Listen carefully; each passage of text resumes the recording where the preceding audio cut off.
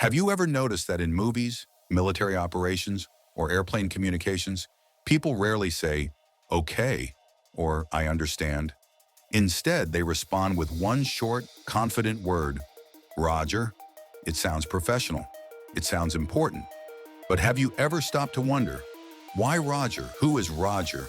And why has his name become one of the most recognized words in communication history? The answer goes back more than a century and reveals a fascinating story about technology, war, and the evolution of language. Let's find out.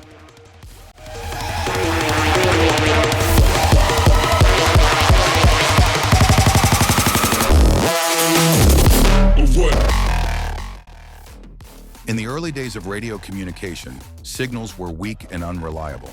Static interference was everywhere, and messages could easily become distorted or lost. Long responses like, I understand your message clearly, were risky because parts of the sentence might never reach the receiver. Operators needed something short, clear, and impossible to misunderstand. That's where the letter R entered the story. In Morse code and early telegraph systems, the letter R was commonly used as shorthand for received. It simply meant, I got your message. Fast, efficient, and effective. But when voice radio communication became common, a new problem appeared. Over noisy radio channels, the single letter R could easily be confused with other letters. A better solution was needed.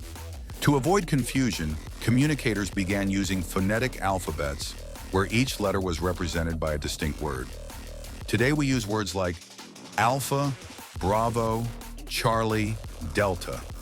But before the modern phonetic alphabet existed, the code word for the letter R was Roger. So whenever someone said Roger, they were actually saying the letter R, and R meant there was never a mysterious person named Roger involved.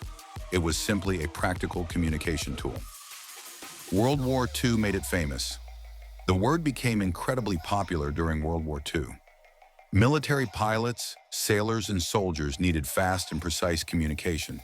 Instead of saying, I understand your last transmission, they simply said, Roger. One word. Message received. In high-pressure situations, every second mattered. Soon, Roger became a symbol of discipline, professionalism, and reliability. And after the war ended, the habit remained. Later, the phonetic alphabet was updated, and the official code word for the letter R became Romeo.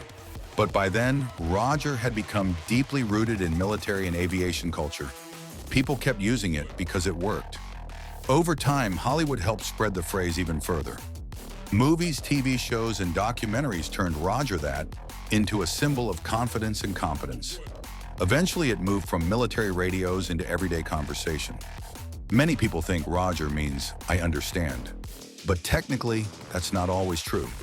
Roger means I received your message. It doesn't automatically mean agreement or action. That's what makes communication systems so precise. Every word has a specific purpose. And in environments where mistakes can cost lives, that precision matters. So the next time you hear someone say Roger or Roger that, you'll know the real story behind it. It's not a person's name. It's the legacy of the letter R, carrying the simple meaning, message received. A tiny word that traveled from Morse code to wartime radios to Hollywood movies, and finally into everyday language. And that's what makes it so fascinating. Sometimes the shortest words carry the longest histories. Roger that.